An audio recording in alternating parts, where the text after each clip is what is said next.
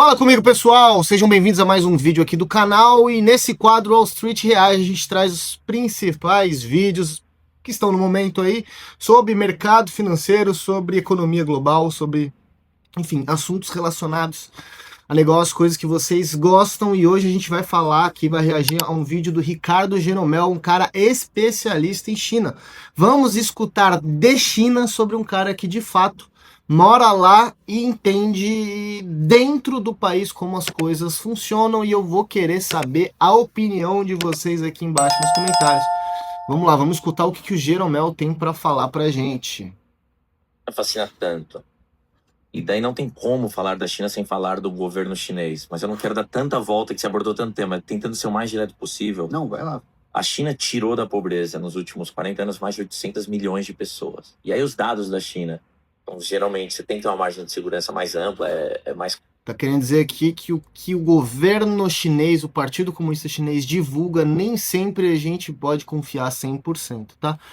Esse corte aqui, pessoal, é de um podcast lá do Market Makers, que foi exclusivo aí com o Ricardo Jeromel. Vamos continuar. complicado de medir. Só que aqui no Brasil eles me chamam para falar de China. E na China eles me chamam para falar de Brasil. Então eu rodei os cantões da China. E sim, desigualdade é um dos, eu diria assim, vamos chamar dos 3 principais problemas da China, desigualdade é um deles. Então quando o Xi Jinping anunciou que a China acabou com miséria, passou uns meses, o segundo cara no comando falou que tinha 40% de chineses, então vai dar umas 600 milhões de pessoas vivendo com 1.000 reais por mês, que dá uns 600 milhões de pessoas é o triplo da população brasileira, para vocês terem noção. $200 por mês, que é uma loucura, porque quando a gente olha o PIB per capita, são 13.500 dólares. Então passou o Brasil. Então peraí, como é que passou o Brasil se o que o cara falou tá certo? E é difícil você ter acesso a esses dados. Então esse negócio do produto Xing Ling que você comentou, não tem mais, porque o jeito que a China começou a mudar o mundo foram tantos, e mudar o Brasil, e Salomão, isso que me deixa maluco, cara. A China é o maior parceiro comercial do Brasil desde 2009. Em 2011, eu morava em Pequim e eu comecei a trabalhar para Forbes. Trabalhei na Forbes durante 10 anos, 2 anos como repórter full time e o resto como colunista. Em 2011, eu escrevi um artigo que o título era... como é que era? Por que o Brasil é um derivativo da China?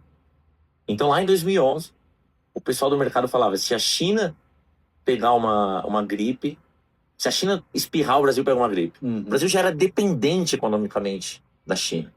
Fast forward, passa aqui, vamos para 2025, eu vou conversar com a elite econômica, empresarial, ou até intelectual do Brasil, e é uma ignorância completa em relação à China. É muito assustador isso. O nosso cânone escolar não envolver a China. E aí, por que isso é tão importante? Porque, cara, não é só que não dá para entender o Brasil sem entender a China. A China são mais de 120 países que têm como seu maior parceiro comercial a China. Então, se você acredita que follow the money vai te ajudar a chegar em respostas, e eu acredito muito nisso, segue o dinheiro. Quando você não entende um negócio, começa a ficar muito professoresco, muito... Começa a seguir o dinheiro. Fala, como é que você ganha dinheiro, cara? Ou como é que funciona isso aí? E segue. Então a gente precisa entender, e não só aprender do Brasil, mas do mundo. Então como é que chegamos aqui? Então a China só foi se tornar um país urbano, onde mais da metade da população vive em cidade, em 2011, 2012. Então o que o Deng Xiaoping foi o grande pai daquilo tudo, da estrutura econômica, o que ele fez em primeiro lugar foi, vamos transformar a China na fábrica do mundo, que ao fazer isso vai ajudar na urbanização, e vai ser mais barato importar da China por navio do que ter fábrica, enfim, vocês conhecem tudo isso.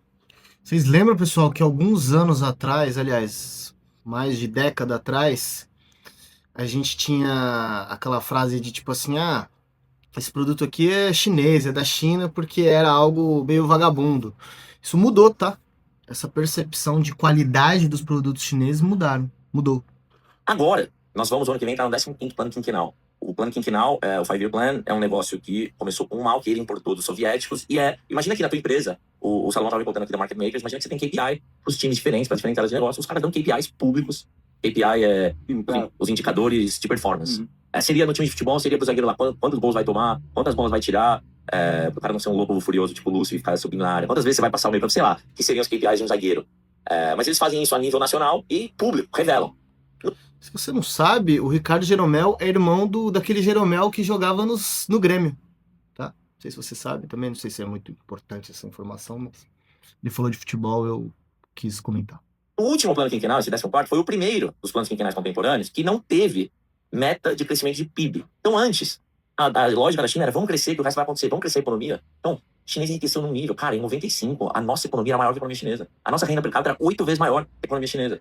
Então, independente das tuas opiniões ideológicas, cara, o nível de crescimento, a economia deles cresceu 30 vezes. Enfim, nenhuma economia nunca cresceu tão rápido na história. Não vale a pena. E ninguém nunca tirou tanta gente da vida. Então vale a pena.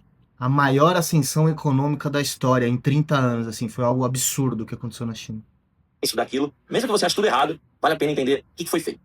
Pra quem é curioso. Agora, eles estão mudando o modelo econômico. Tá nessa fase de transição. E aí, quais são os 3 principais problemas? Porque daria pra falar, só pra tentar a gente fazer sentido nesse breve tempo aqui. Primeiro é demográfico. A demografia é destino, né? É uma frase boa. E a demografia, no começo da década de 80, foi o Deng Xiaoping, que eu falei que foi um dos maiores estadistas, se não o maior do século passado. Ele criou a tal bizarra política do filho único. Que é um negócio maluco. Tem um livro, tem um filme na Amazon que conta um lado obscuro disso, chamado Amazon Prime, né? One Child Nation, pra quem quiser entrar em detalhe. Muito bom. Mas resumindo, naquela época, a China era rural, as mulheres tinham, em média, chegou a ter mais de 7 filhos por casal, porque mais filhos no campo melhor, né? Você acaba gerando mais renda pra família. E as famílias entendiam que se nascesse um menino, só podia nascer um, então por isso era o filho único, vai gerar mais valor pra família do que meninar, porque tem mais força ali no campo, acho que todo mundo entende isso. Qual o resultado disso? O pessoal seguiu. Seguiu 100%, como é que faz 100%? Você seguiu muito. Tanto que vários dos meus amigos, você pergunta, né? O pessoal seguiu porque foi obrigado a seguir, tá, gente? O governo obrigava a população a seguir a política do filho único. E, assim, tiveram atrocidades durante esse período aí que vocês podem imaginar o que foi, tá? Uma coisa bizarra. De irmão, começou falando do meu irmão aqui. Olha que loucura a sociedade. Então cresceu uma criança, 2 pais, 4 avós. Então uma criança, e lá, pela cultura milenar chinesa confuciana, vai ter que cuidar de 6 adultos. Imagina a pressão nesse guri, ou guria. E aí o pior, ao fazer o filho único, gerou que hoje tem mais de 30 milhões de jovens chineses que não conseguirão casar com uma mulher chinesa. Porque todo mundo jamais meninou. Então, da onde pode ser que venha uma grande insegurança para o governo chinês? É esses 30 milhões, porque lá na sociedade chinesa tem uma pressão gigantesca, não só da sociedade, mas do indivíduo como se que quer casar, e o cara não vai conseguir casar com uma mulher chinesa, é uma sociedade monogâmica. Aí o governo, faz uns 9 anos, deixou ter 2 filhos, agora tá podendo ter 3 filhos, só que o pessoal não tá tendo filho. E qual é um dos motivos? São vários. Muda a cultura, gente. Você mudou a cultura de uma geração, cara. Agora a galera não vai ter filho, é custoso ter filho, tem que criar, não tem tempo pra criar, o chinês trabalha pra cacete, tem vários aspectos. Um dos motivos-chave é um pouquinho que a gente falou da obsessão com o estudo. Então, como é que é a obsessão com o estudo? Pô, se nós fôssemos chineses, a gente saberia aonde cada um de nós estudou. Os amigos que a gente comentou aqui, a gente saberia o cara estudou tal. Eu estudei em Tsinghua, eu ganhei uma bolsa pra estar na mesma universidade que o Xi Jinping estudou, e, cara, meu cartão de entrada, todo lugar, todo mundo sabe que o Jeromel estudou lá, e se não sabe, eles perguntam, pô, onde você estudou? E Tsinghua é um dos locais mais visitados de Pequim. Pô, Pequim tem a muralha da China, a cidade proibida, tem vários museus. Você vai lá em qualquer final de semana, tem vovozinho, papai, levando criancinha pra plantar uma semente na cabeça da criança. Imagina que um dia você poder estudar onde estudou Xi Jinping, que é a universidade. Quem aqui já levou uma criança pra visitar a universidade? Talvez você estiver em Boston, você leva lá pra visitar, ou na Califórnia. Então, o estudo lá, o jeito que a gente encara a infância, a gente vê a infância como um período lúdico, de brincadeiras. O chinês, cara, é 1,5 bilhão, 1 bilhão e 400 milhões de pessoas. O nível de competição é outro patamar. Então, o chinês fala, cara, planta a semente agora, que você vai colher o resto da vida. E aí não tem faculdade pra todo mundo lá. Então, eles têm um modelo de educação mais parecido com o alemão, de escolas técnicas. Então, lá, para vocês entenderem o nível de competição, quando aquele bebê nasce, é muito comum o pai por lá dar um cartaz pro filho, pro bebê, bater uma foto lá, 6.584, que é um countdown, é uma contagem regressiva de quantos dias faltam pro vestibular. Cara, o vestibular é o dia que define a vida do ser humano lá. Se o cara não passar por uma faculdade top, e lá não é igual o modelo americano, tem extracurricular activities, redação, carta de recomendação, vamos ver o cidadão de maneira holística, se tiver, você tem muito espaço para corrupção, então é uma prova, passou na prova, vai pra faculdade ou não.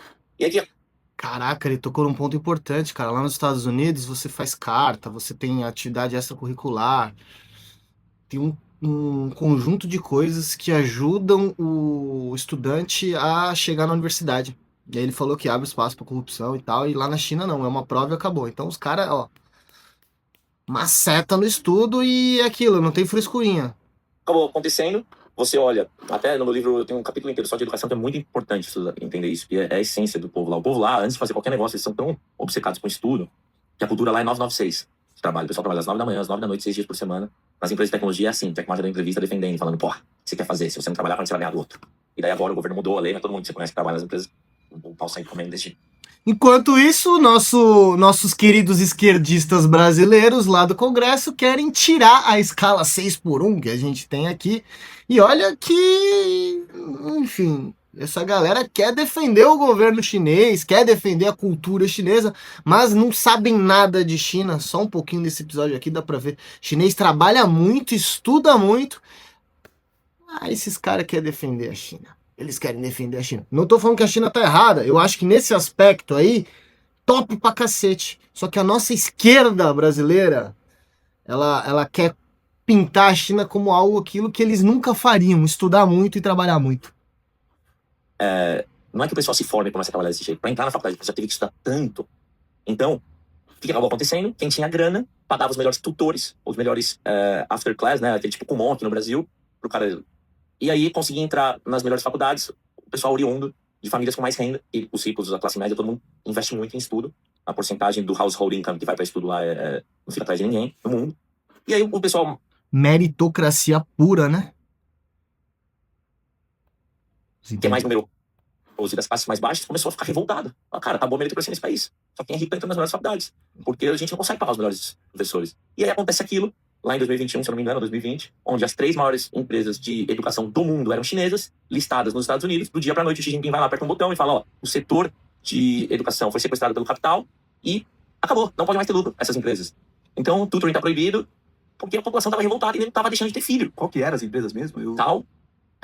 Aliás, tem um filmaço que vale a pena assistir, chamado American Dream, que é sobre a fundação de uma delas. Ah, é? American Dream. E é chinês é um filme, então vai ser com legenda. Mas é hollywoodiano, assim, é muito bem feito. Eu acho que é American Dream, depois a gente olha direitinho, dá uma achada aí. E aí essas empresas foram pra zero. E aí o mundo inteiro falou, porra, tá vendo só? O governo chinês tá cagando onde já se viu. Porque as empresas eram gigantes e muita gente do mundo investia. Aliás, eu acho que no meu livro eu meio que falo, pô, o setor de educação era onde mais era do mundo. O setor de startups em educação era na China onde mais tinha unicórnio, era onde mais tava dado crescimento. Então o governo foi lá e mudou as regras do jogo. E a população tava deixando de ter filho. Por que é tão importante a população ter filho? Que as estimativas é que daqui 10 anos. Achou aí o nome? American Dreams in China. É do caralho esse filme, vocês vão entender. Então, a população tava deixando de ter filho e falou, pô, meu filho não vai passar numa faculdade top. E se meu filho não passar numa faculdade, pô, a vida dele vai ser uma merda. Então, pra que eu vou ter filho? Tô resumindo bem, mas é um dos motivos-chave. Então, a demografia, junto com a desigualdade. E o terceiro modelo, que aí você até comentou passando ali, foi que a gente chama de real estate, né? Mas o setor de construção como um todo na China era 25% a 30% do PIB. E o governo viu a bolha e falou, pô, tá se formando uma bolha gigante, aqui ele foi lá e estourou essa bolha.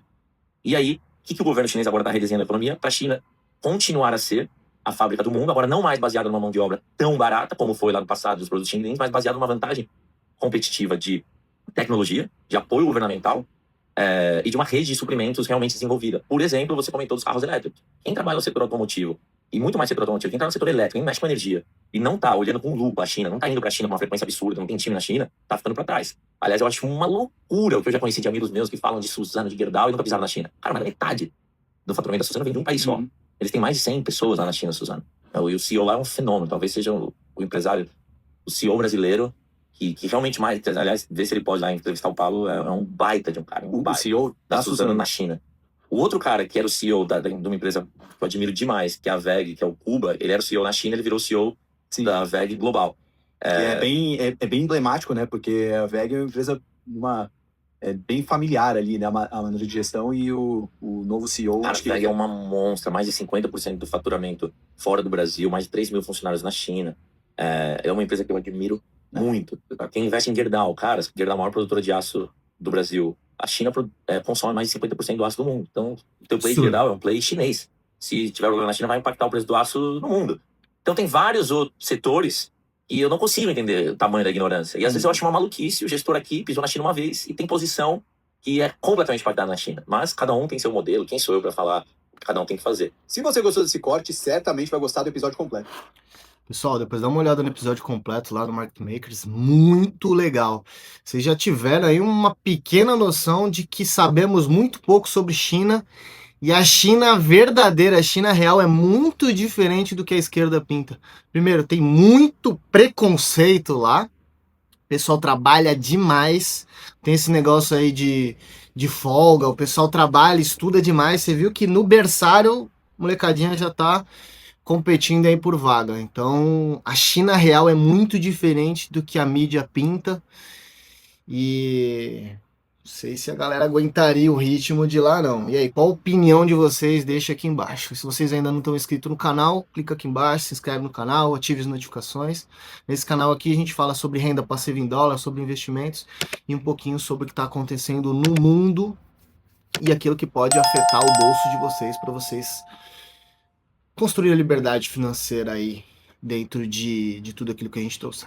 Tá bom? Tamo junto, um grande abraço. Vou deixar esse outro vídeo aqui na tela.